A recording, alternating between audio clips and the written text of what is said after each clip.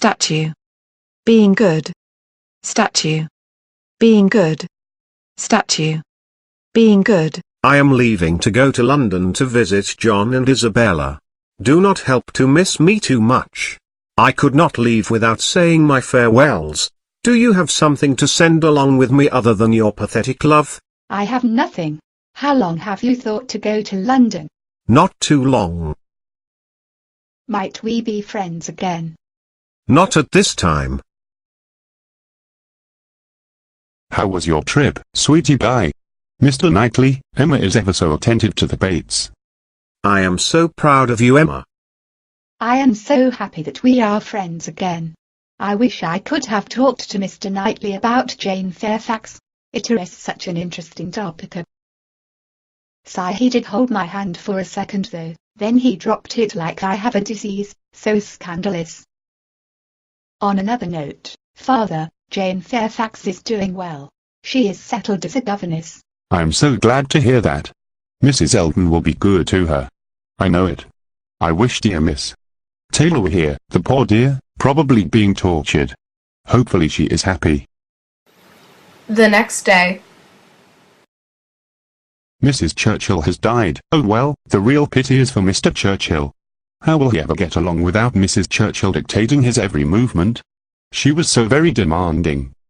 The poor dears. However, this spells good news for us, Harriet. Maybe you could comfort Frank Churchill in his moment of sorrow. While he is duly affected, maybe you could benefit from his newfound freedoms. Wink, wink. Trust me, I got this. Later. It's the first. Harriet did very well and her prospects are expanding. However, Janice's prospects are closing. How will I ever fix this? She needs a lot of help. I will go visit her. No, I am sick. Nobody is allowed to visit me. That goes especially for you, Emma. Terry. She is not a very healthy person. I am starting to wonder if she is right for me. I must be useful. I will help Jane. Thanks, but no thanks. I will go visit Miss Bates. She has to let me in to visit Jane. Jane does not want to see you or anybody. Please try again, and let me know of any change in her health. Sure. You know what I will do? I will go to the apothecary and get some arrowroot so Jane will feel better. Jane does not want your help. Here is your medicine. Oh dear, she is mad at me. Apparently she was seen in the meadow when she told me she was sick. My heart is breaking. Nobody should be mad at me. I am perfect. The next morning. She was attacked by gypsies. Emma, I need to speak to you now. Come to Randall's. Mrs. Weston would like to see you. What is the problem? Nothing, my dear. Mrs. Weston just wants to tell you something. Alone. Please tell me, Mr. Weston, what has happened? I beg of you to tell me. I am sorry, Emma, but I lost the bet. Mrs. Weston gets to tell you. Why must I wait? I demand to know now.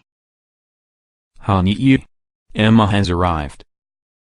You look very satisfied. What news have you got for me, my friend? What is so scandalous? Do you not have any idea of what it could be? I know it relates to Frank Churchill. You are right indeed. He came here this morning to announce an attachment, more like an engagement. What do you think, Emma, about Frank Churchill and Jane Fairfax's long engagement? Jane Fairfax? Are you serious? You can't possibly mean this. You may well be amazed. There has been an engagement between them since October. No one knew but themselves. What about poor Harriet? I made her think Frank was her rightful husband-to-be. And what about the conversations I had with Frank in which we made snarky remarks about Jane, like how weird she is? Mrs. Weston, I need more time to think this through, but rest assured, I am not interested in Frank Churchill. There was a time when I did like him, but it is over. I am so grateful, and Mr. Weston will be too once I tell him. Who does he think he is? Paying more attention to one girl over another? What shameful, mischievous behavior. How dare he mess with my affections like that? How could she stand it? Composure while he attended to other women. But there were misunderstandings between them. Scandalous. So unlike what a real man should be.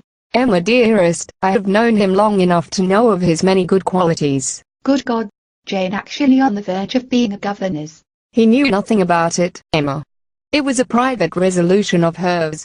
It was the discovery of what she was doing which determined him to come forward at once. He assured me that he would write soon, therefore we must wait. How did Mr. Churchill take it?